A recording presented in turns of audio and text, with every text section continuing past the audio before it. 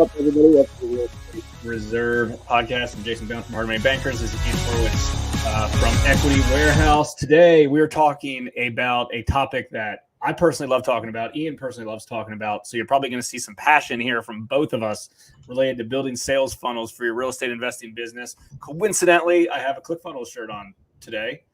Yeah, only because it matches your hat, huh? Yeah, I mean, typically that's how I try to coordinate. There you go. But you know, this is a fun topic, and although I wouldn't say that I use the term sales funnels until Russell Brunson kind of brought that to my attention, I've always felt like I've been involved, you know, ever since we started Hard Money Bankers 15 years ago, and even buying real estate before that, kind of involved in the sales funnel process related to finding deals, finding leads, nurturing them, emailing them, and in essence, turning them into clients. So yeah, we are going to break down all of that stuff today. And full disclosure, we're going to try to do it more kind of on the advanced side, the less technical side. You know, we can, you know, maybe break down and do some screen shares on some of this stuff, but you know, we're not going to try to keep this just 101. I'd like to talk a little bit more higher level stuff, because I think a lot of folks know it's like, yeah, of course I need, you know, a converting lead magnet in a sales funnel and generating business and leads and stuff like that.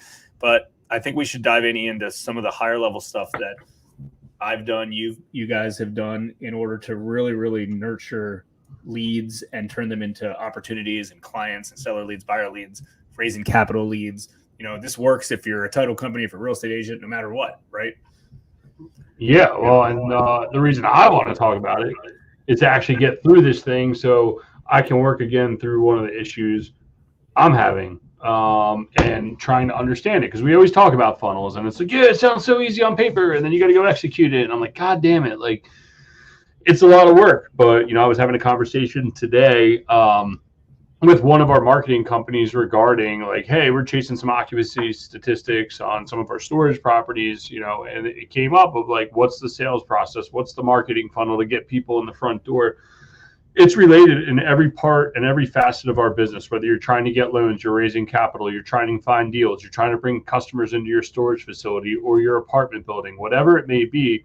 A funnel is applicable in every single situation of a real estate business or a business as whole. And it's taken me probably, when was the first ClickFunnels we went to? Probably 5-6 years ago that I went with you guys. And it's just like the sexy e-com stuff. I was like, oh my God, that's so sexy. I'm going to go build an e-com business or sell stuff online. And then I'm like, holy shit, that's really hard. But what I started to realize is how we can apply it into our own business every single day. Yeah, exactly. And let's break down this on a high level first, and then we can kind of talk about kind of individual funnels, maybe for individual types of business. If you're currently watching the World Cup, hey, welcome you to keep the World Cup going on one screen. Listen to our podcast or watch our podcast live on YouTube or wherever you're watching it. And then if you're listening to this at a later date on iTunes, welcome. If you got value from it, appreciate it if you could share, comment, like, all those good things. Certainly appreciate this to help us grow the show. So on a high level, a sales funnel is just like any other kind of, let's call it mechanism to generate leads that will eventually turn into clients. So think about it like any type of funnel, right? Like a funnel starts big and it gets narrowed down. Let's just talk about seller leads, because we used to run sales funnels when we were buying more real estate years back before our lending company. And the way it would be set up is we would do advertising, right? You could, you know, what are ways you could advertise? You could, you know, you could go door knocking, you could do bandit signs, you could do direct mail, you could do stuff on websites and Google AdWords, you can do stuff, you know, on TV, things like that. The goal is to hit the masses, right? And get them into your universe, which means, cool, have them, you know, fill out a web form, make a phone call, reach out to you some capacity that you can collect their information. Typically, the information that's the best is an email address, maybe a phone number. That's even better. And after you have that, you can nurture them through, text messaging and emailing and phone calls and voice broadcasts and things like that. in essence, to get them all the way down until they eventually turn into a lead and buy your product. So let's talk about home buying and home buying leads real quick. So let's say, somebody's interested in selling their home, distressed house, something, whatever, doesn't matter. There's 1,000 different variations, but they want to sell their house quick, and they don't want to go through a real estate agent or traditional sources like this. You do some advertisements in order for them to opt in to a website. Opt in on your website, let's call it, in order to get some information to sell their house, how they can sell it quickly, how they can sell it in 30 days or less. You get their email address, you fulfill that with them, you send them your white paper, your free book, your video showing them how they can sell the property quickly, and then you're sending them emails and nurture emails kind of on a regular basis of like, hey, did you get my free book? These are some tips. If you're looking to sell, by the way, reach out to me. And you're as time goes by, you're dripping them emails, you're dripping them content, you're sending them valuable stuff on a regular basis, in order for them to pick up the phone, eventually give you a call, and potentially, you go out there, you go on an appointment and do so. That's like 101 stuff, right? Like very, very, very, very, very, very basic, stuff that you can do in order that's a little bit more advanced. And 1% of the people aren't really doing a lot of this stuff, even though they should be on some of these. Is when you're out there blanketing the area to try to get people's info, to try to get leads in general, or interested parties. Not only do you want their email address, you want their phone number, because what happens if you have their phone number? You can send them a text message. You can do like some sort of sly broadcast robo dialer if you want. You can have somebody inside your office call them directly and try to book an appointment to them. If you have enough information, you could go on social media and do direct messages and work that lead that way. Now, keep in mind, if they've raised their hand and if they're interested in what you have to offer, they've given you permission for the most part to communicate with them. And they've given you permission saying, I'm interested. I want you to communicate with me to help me solve my problem. So where do you think that line of spam to no spam is, right? I think that's something that we need to discuss, because the same way we're steward of people's capitals when we're doing deals is the same way you need to be a steward of someone's information. Because I talk to you a lot about I'm really bad at email campaign follow-up. I've been trying to do a better job of following up, doing a weekly email. I don't have the largest email database in the world. However, I've been trying to once a week go out there, type up an email, and send it out. And it's really, really, really, really freaking tough for me. But then I'm like, man, I'm just spamming these people, just talking shit to talk shit. And then it's like, I don't know. I mean, you guys do if you're providing value, you're not spamming. Right.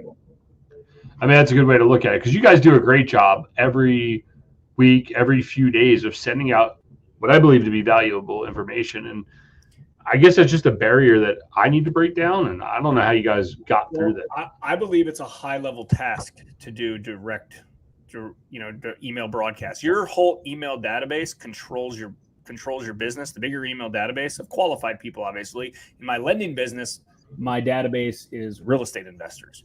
If you're buying properties, your real estate database is, or your database is real estate agents, homeowners, past clients, referral sources, things like that.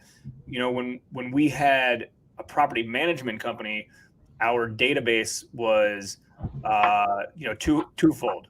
Individual real estate investors that wanted to lease properties through our company, as well as individual folks that came to our website that we wanted to be residents in certain geographic areas, right? So, if you're a title company, your email database needs to be real estate agents, mortgage brokers, lenders, things like that, right? It's the same thing. If you're raising capital from private capital investors, your database needs to be, private capital investors or folks that that might be interested in investing in deals with you and supplying capital to you. And again, your email database is always going to be small, but you gotta to begin with. But the goal is it's not just like sales funnel doesn't necessarily always have to happen online. It can happen offline as well. You go to a meetup group, the goal of a meetup group is to meet as many people as you can. Meet up, right? Meet as many people as you can, get their business cards, and, put them into your database. Your database can be emailing them out, calling them out, text messaging them out. And related to the fine line of spam, as long as you're providing value to them, right? And not just spamming them like what's in it for you, it's what's in it for them, right? Typically, a lot of the outbound email broadcasts we do is providing value of like, hey, check out this video that we talked about, this real estate investor and how they just flipped a house in 30 days or whatever it is, or how this person was able to, buy this property or accomplish this or accomplish that. Like, if you're marketing to home sellers, it's, hey, let me show you 7 tips that you could sell your property by yourself without using a real estate agent, or if that's, something like that, or ways to stop foreclosure, whatever it is. I mean, you're the, you listening or watching this should be the expert at that, right? So whatever your business model is, that works. If you're a title company, and I don't know why I keep going back to title company, but I guess it's fresh in my head. If you're a title company, just because a lot of title companies don't market great, a lot of people in general just don't market great, right? Like, it's, hey, you could do a video on how title insurance is calculated, or what your closing costs are for transfer and recordation tax, because nobody knows that stuff, right? Those are ways to provide value. So you provide value, and then potentially, if you want, you have an ask, right? What about like a low value business? And that's almost hard to say, right? Because if you follow like Russell or any one of the high level marketers, let's say your customer acquisition is as much as you can humanly possibly pay and make $1. So if someone rents a storage unit for me for $100, I could effectively pay $100 and then get the upsells of insurance and future revenue. Yeah. What would you do for like a funnel for someone that is dealing in the tenant space? Like, I think this is where people have a hard problem, like relating to the power of funnels, of like how it works for tenant acquisition. Everybody wants to talk about high level stuff, raising capital, finding deals, finding new lead gen sources. But like when you really look at it, sometimes your tenants are the most important. What would you set up a tenant? I mean, we talking about a $70 a month storage facility, or are you talking about an apartment a month? Huh? An apartment. Let's go apartments.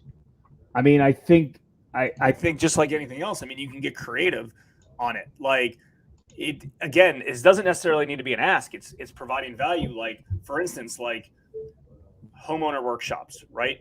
Figure out a way to do an ad to get like a free homeowner workshop. Hey, that's virtual, right? So it's like, hey, sign up and I'll give you this video on how you can, you could own your own home, right? So you go through, and I'm just, ad-libbing this, but you go through the process. Of like, hey, this is how you own your own home. If you can get your credit score to this price, to this, if you have this down payment, you could qualify for a home. If you don't, follow these steps, and within the next year, you could be a homeowner. And between now and then, you can rent one of our apartments or something like that. Like, you do community outreach. Again, these aren't I think everybody thinks that it's just spending money online and generating business that way. I think a lot of funnels are done offline. They're done in your local communities. And if you don't have a big budget to do that, I mean, a lot of the marketing that we do is not necessarily paid marketing. I mean, we spend a good bit of money on marketing, but like a lot of lead flow, and especially early on back in the day, a lot of it was that. Think about creating events or doing outreach, or going to an area where, I don't know, other tenants are, potentially putting flyers out, blanketing an area or community there. You open a new apartment building in an area and you have a party, right? So it's like, hey, we have whatever. I mean, listen, a sales funnel can also be something like, hey, move-in specials. That can be a sales funnel, right? Like move-in specials where, free rent for a year, or I don't know, maybe you're not going to do that, but free rent for 3 months, right? And all of a sudden, let's use your White House, your White House property as that 76 unit, right? You go within like whatever, a mile radius, right? You blanket the area with,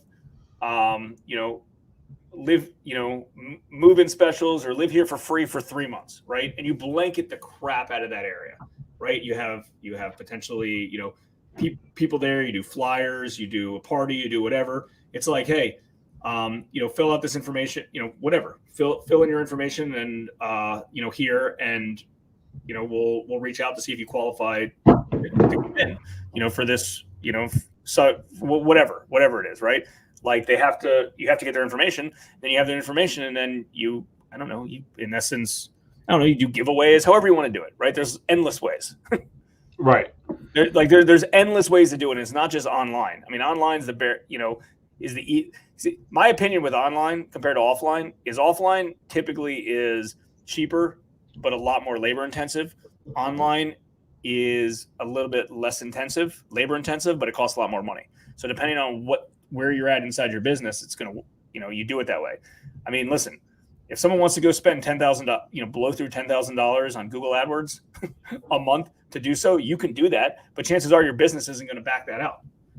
Like, I think there's a lot better free ways to do that. And here's the thing: if you maybe you don't have any more openings for that promotion at White House Square, at White House, I keep saying White House Square, White House, but you have 10 other rental properties that they might qualify for. When we had that property management company, we had a lot of different ways and portals for new tenants to come in.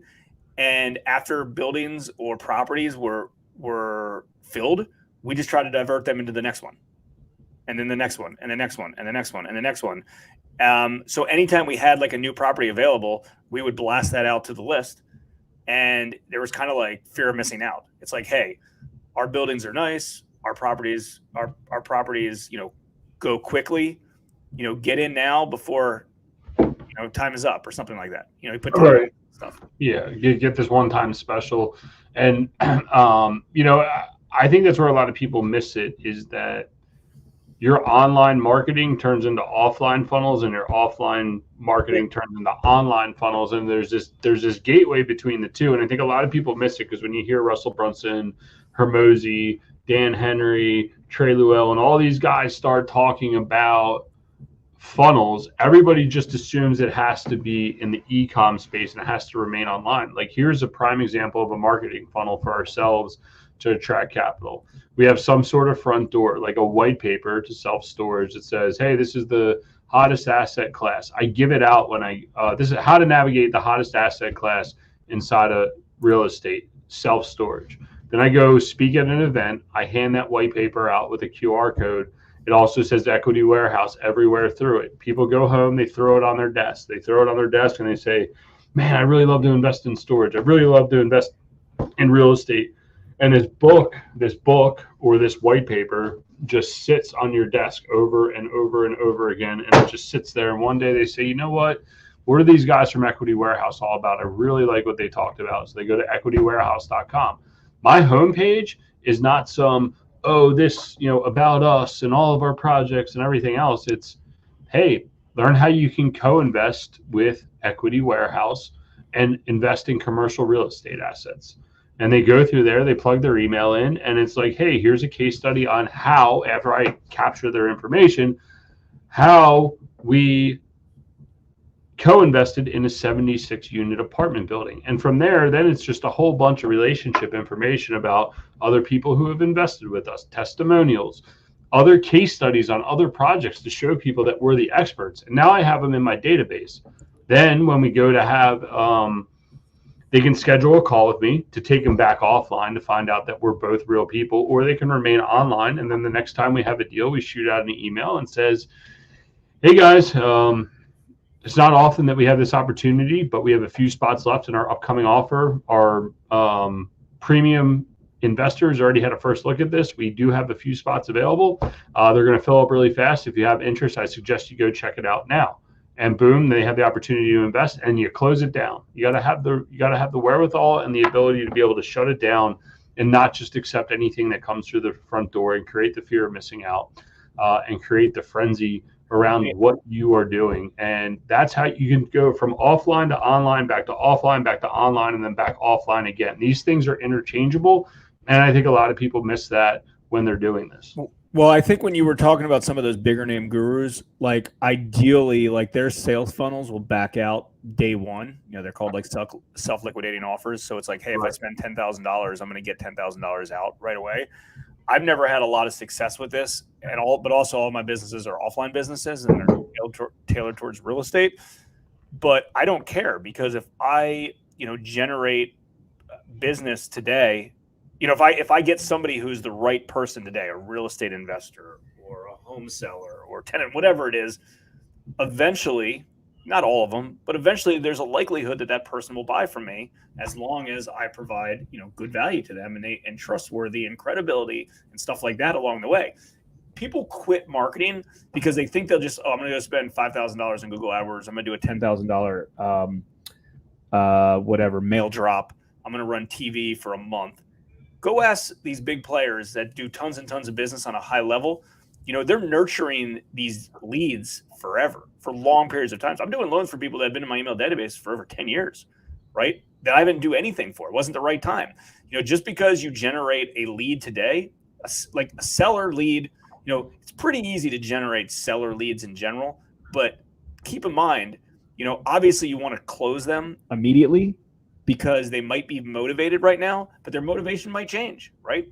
They realize it's like, well, you know what? I thought I was going to relocate, but now I'm not. That doesn't mean that you don't keep them in an email data. You just throw away the lead, but that also doesn't mean that you need to call them and be proactive with them ever again either. If you put them into your email database or whatever system you have in place, you can automatically follow up with them on a regular basis. Now, when I say automatically, that doesn't mean it just does it on your behalf. I mean, like, you need to get in the habit of creating value to your community and to your clients on a regular basis and supplying them real value, either whatever, white papers, blogs, videos, whatever your community, wants. And they do videos like we're doing right now, like podcasts, if you're watching this or listening to this, you're the expert in whatever your niche is inside real estate investing or real estate as a whole. So whatever that is, if you're a real estate agent, how do I sell properties for top dollar? You got to be creative in order to do so.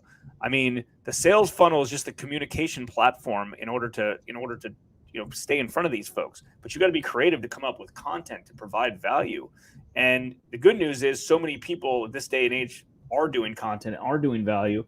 So that's not a bad thing, because there's more competition. It's a good thing, because you can get creative and figure out what's working and what other ideas people are doing to do so. Back in the day, pre-iPhone, obviously there was email and stuff like that, but like pre-texting and things like that, like it was more direct mail, offline stuff, and that's great. But with the online offline blend, there's so much more you can be doing.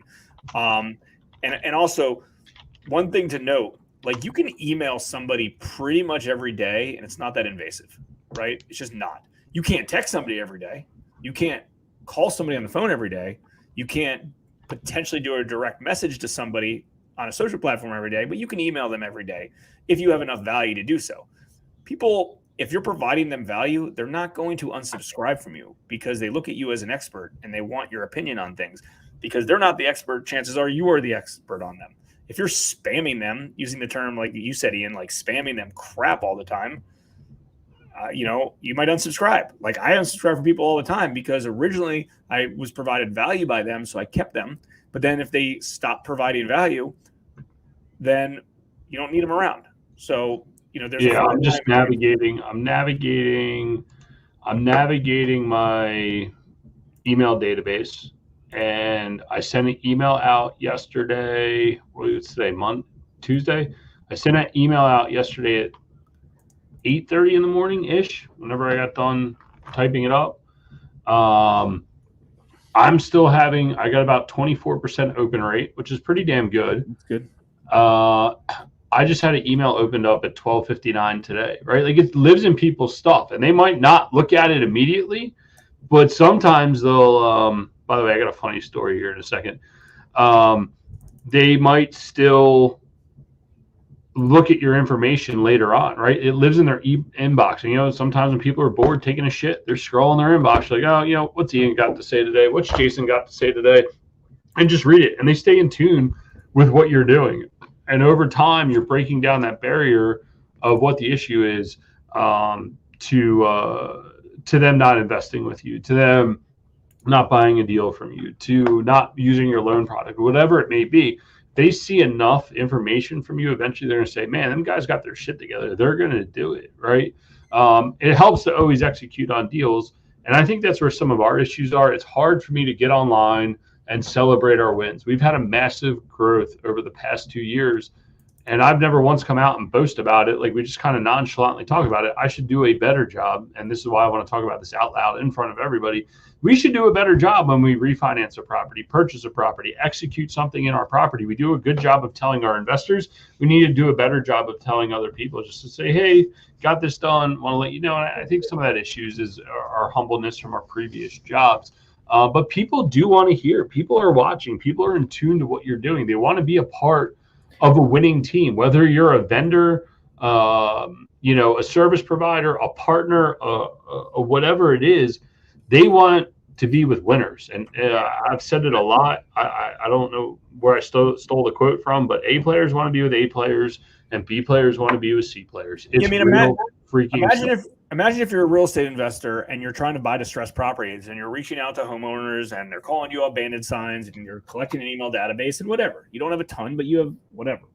Few hundred people in a few different neighborhoods plus some real estate agents. And guess what? You bought one of the properties and then you flipped it or whatever the case is, right? You wholesaled, whatever the case is.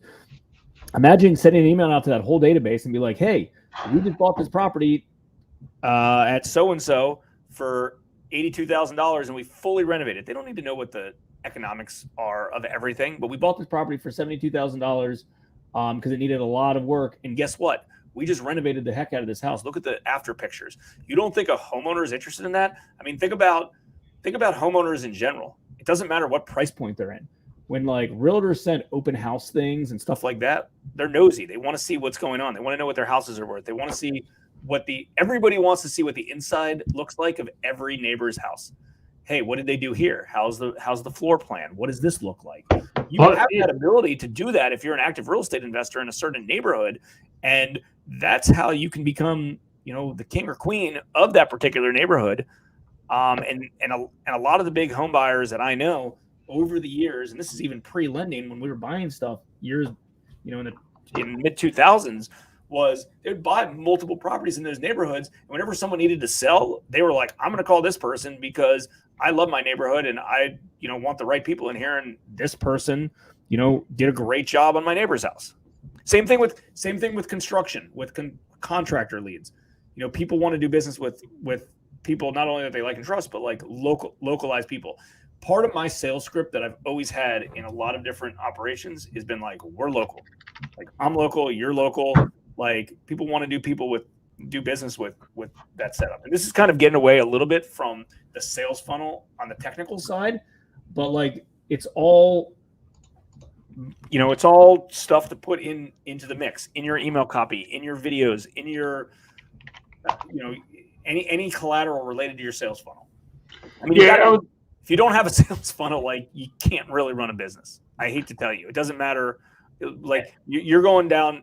You were talking earlier about filling up a storage facility or a storage unit or facility or a store or apartment building. It's the same thing. You have to have a sales process to do so. And if you want to continue to do it and a lot cheaper than you're doing it now, like, I don't know what you guys do with your resident applications, but guess what? Like, if you have another apartment building opening up soon nearby, you shouldn't have any problem leasing it up because you have the database of people. Because guess what? Just because they leased from somewhere else doesn't mean that they're unhappy, that they're happy in their current situation. Right? Yeah. They might lease from you again, or their friend might be looking for a place.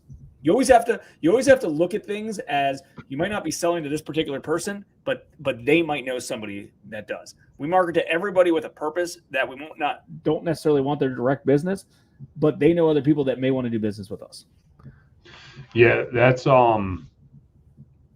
pretty powerful stuff, because if you're not marketing, you're not in business. It's real simple. I was talking about switching up potentially one of our marketing companies for some of our storage stuff, and we got talking about like, yo, dude, like I want to lay in right now, right? Like I want to fill, I want to spend money. Everybody else is going to start tightening budgets. First place most people tighten their budgets is marketing dollars. And not to go too far off topic because I only got a few more minutes left. I want to stay on the topic of a sales funnel. I think we talked about how it worked well, and we're always trying to be transparent on this show. Exactly what's going on inside of our show and just being real. Those of you that are in my email database, I said literally the other day is that like I've been reinvigorated to create the passive investing mastermind .com group, because it's a great place for everyone to aggregate as a whole, be a part of a group. There's a lot of things that are going on there. The problem is every time I want to talk to Jason about it, we're always trying to figure out how to monetize it or build a funnel to get people in the front door, and then it becomes this whole convoluted mess, and then we never fucking do it, right? Like I never do it because I'm like, man, that is a lot of freaking work. All I want to do is have a place to aggregate people in one location that are like-minded people that want to invest in real estate. That's it. That's all I want to do. And it's hard because it's like our natural entrepreneur brains make it harder than it is, when in the end, all we got to do is go on this podcast, say, hey guys, we got passiveinvestingmastermind.com and see where it goes. Keep it simple. Sometimes keeping it simple is the easiest thing. It was a pain in the ass to build our homepage with the case studies, but now that it's built, it's easy to tweak them. So we've been doing a lot of back and forth on that and just seeing where it's go. We also talk a lot about having the meetup groups, right? Because they were always great front doors for all the funnels that both of us have, because it's established credibility. It establishes dominance in the marketplace. We're bringing value to everybody that wants to learn about real estate. And when COVID hit, it was kind of a blessing in the sky, right, wrong, or indifferent. But, the meetups are a lot of hard work to have consistent, great content on a monthly basis. But then once people come through, it's easy to keep going. Sure, it's hard to be unique every time, but people just want to come out and they want to be in a group of like-minded people. And with that being said, man, yeah, like we're trying to build that out. So you might see some information from me on that side of things. I know Jason's been working on some of his stuff over on the other side, but if you guys are getting good value out of this and like you're looking for something to do, or you have a funnel idea, you can always reach out to us and talk to us about it. We're not the greatest, but there's great people that execute these. Jason's way better than I am. I understand the concepts of it. I'm just not good at executing it. And I'm always looking for someone that can go out there and help me build a funnel to do these, because I see the power in them, and I see the power of aggregating the data. I see the power of helping other people and really just getting this to grow, not only the email list, but passiveinvestingmastermind.com, and growing this thing as a whole is powerful for everybody that's involved. And I think that's what everyone needs to remember when they're building out funnels. What are you doing it for? What's your purpose behind it? Back into it. Don't make it super convoluted and crazy. Like our homepage email or funnel of the case studies, I don't even have autoresponders set up to spam you with, right? Like it's real simple. Hey, come learn about us. And if you want to invest with us, you'll find us. I'm not going to spam you. I'm not going to give you follow-up emails. I know I should do it, but I'm just not going to do it because it's too much work for me. And once it becomes work, most entrepreneurs are going to say, you know what, that's too much. I'm out. And when I have a team in place later, I'll deal with it. And that's it. Yeah. Let's end with a quick, action steps of what to do next. But like you said, you got to keep this thing simple, because if you get too anxious about some of this stuff, it'll start stressing you out and you'll never do any of it. So you keep it simple. And I mean, listen, some of my funnels for my lending company have been going on for 15 years, right? Like if I rebuild something from scratch, it's, I do it completely different. Let's just say, someone doesn't have anything at all and they want to start something in place.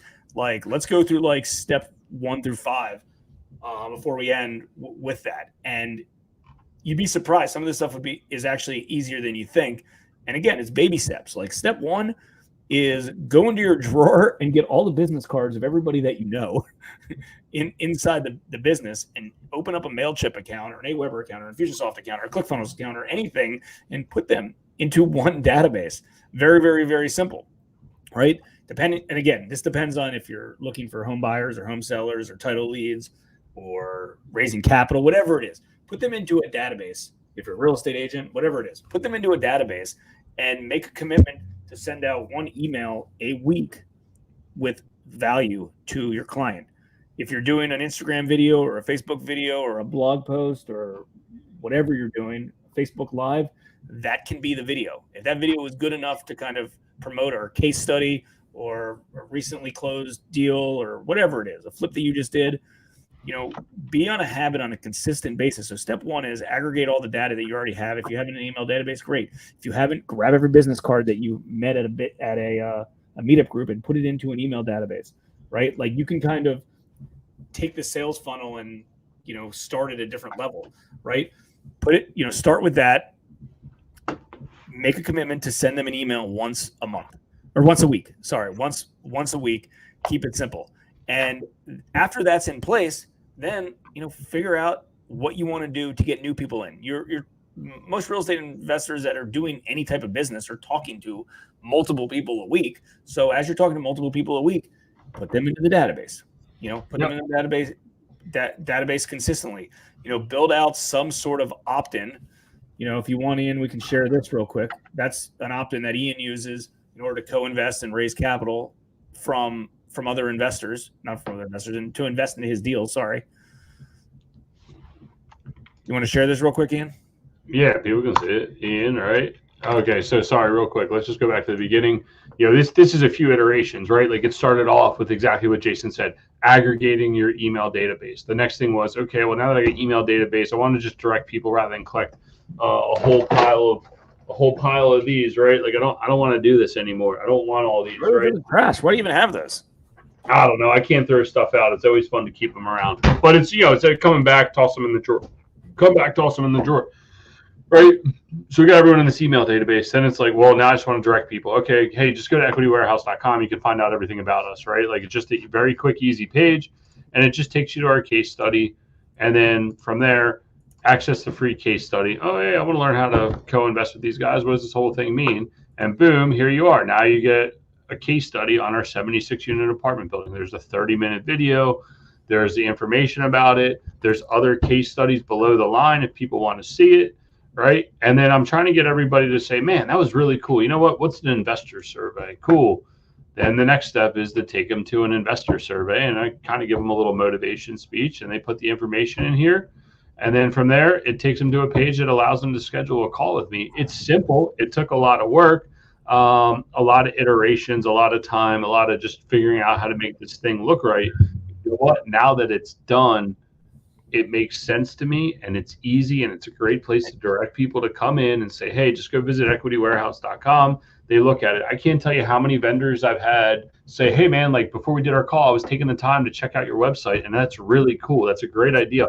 I love your website. It really explains who you are, and people get a feel from our website on exactly who we are, right? Like, oh, shit, Dan and Ian, they used to be firemen, right? Like, there's some stuff that I need to change in here. There's some case studies, right? Like, I can always improve this, but you know what? It's up, it's running, and people know exactly where to find us and how to find out exactly what we're doing and keep it simple, stupid. I can't say enough. Well, then you build onto it. That's the point. You got to start with something. So like put those emails in a database, start emailing them consistently, and then put this up. And you're not spending any money to advertise this. This is just like word of mouth and stuff like that.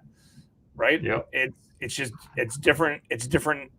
Word of mouth, different place. So it doesn't cost any money to do so. And then, if you want more advanced steps on some of this stuff, it's pretty simple, right? Like, cool. What's the next level? Like you said, do email nurture sequences. So not only doing emails weekly, but also when someone fills out that form, you send them emails, right? Like, yep. Hey, you could do some promotional stuff, paid ads on Google AdWords if you want, on Facebook if you want. You can go speak at meetup groups if you want. There's other ways. There's other ways to do that, to drive and fuel it and pour gasoline on it as well. And if you want, you can do other things besides just emailing them. You can do text messages. I mean, when someone goes to my website and fills out a loan application, they get a text message from us, right? Like we're constantly doing text messages. We're doing voice broadcasts, right? So like Ian could what I know he doesn't do, but what he could do on the next deal that he's raising capital for, he can do a Sly broadcast. And in essence, there's services where you can bypass people's the phone ringing and go right to their voicemail and say, "Hey, it's Eden Equity Warehouse. Hope you're well. I know you've showed interest in co-investing with us on some of our deals in the past. Well, good news, we actually have an available deal right now. We're looking to raise $1 million. Just FYI, there's a good amount of interest in it already. It'll probably close up in the next 48 hours. So I encourage you to reach out to me as soon as possible if this is an investment you're interested in. By the way, go to this link if you want to get the pro forma and whatever offer memorandum." So that's easy. That is easy to do. Yep, 100%. So, I mean, we carried a lot of viewers and listeners through this whole podcast. So obviously it's a topic that we should continue to expand on in the future and have more conversations on, because I think too many people miss this topic and the value in it. I know we skip over it sometimes. Like, oh, yeah, everyone knows how to do a funnel, but it obviously truly is important. And this is the importance. I'll tell you what, the guy that I got to hop off and jump on a call with is I found one of his partners through their podcast, ultimately putting me into their funnel, ending up in their email database to the point where I finally reached out and contacted them. So their marketing funnel worked. I got sucked in by the podcast. I then decided I needed to follow his information. I gave him my email address, right? Email addresses are currency. I gave him my email address. I then got spammed by him, not spammed by him, but I got a bunch of emails from him. And then finally something hit for me. I was like, all right, dude, I'm calling you. And then I called him, and then I had a meeting, and then he put me in touch with the guy that I'm about to jump on the call with. Ultimately, we're going to have on the podcast at some point. So it's a win-win, and it goes all around. And this is the importance of branding yourself. And you know what? Dude, think about every time you're scrolling through a reel on Instagram or Facebook or TikTok, right? And you're stuck in that, and then you fall, and then you're on YouTube.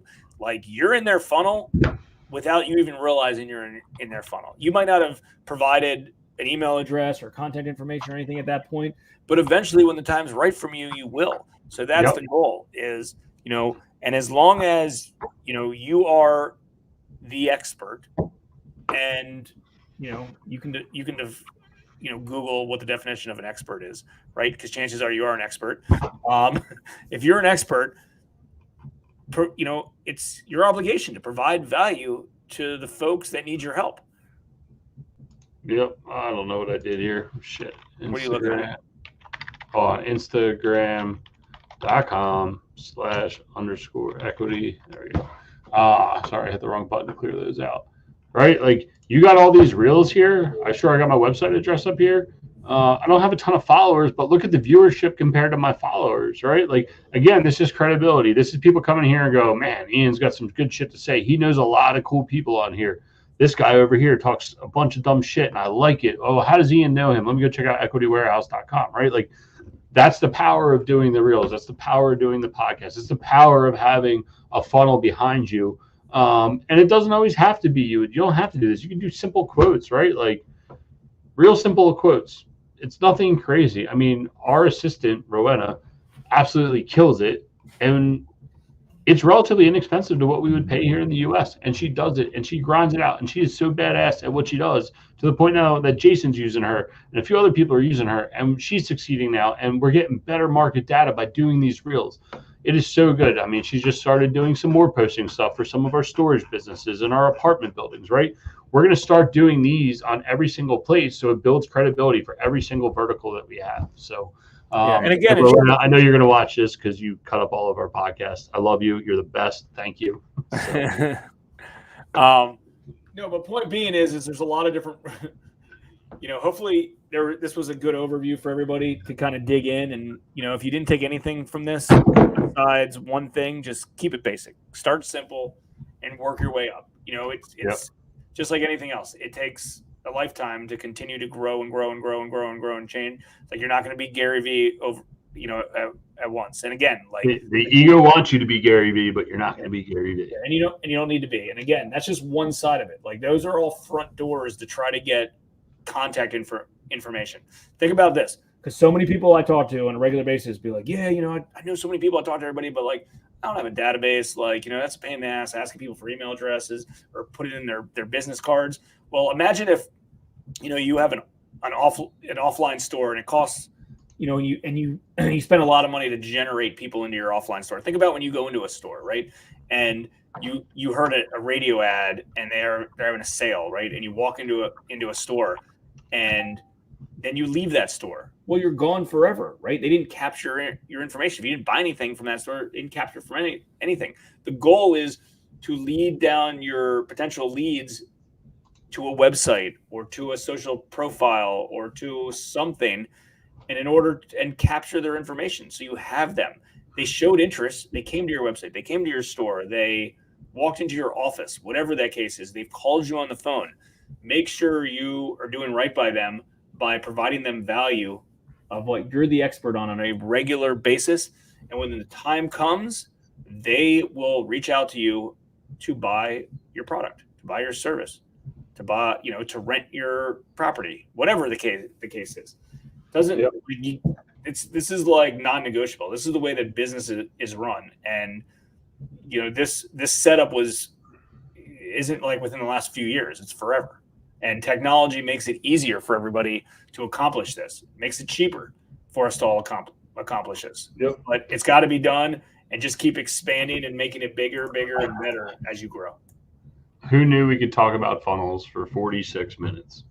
But that's how important it is.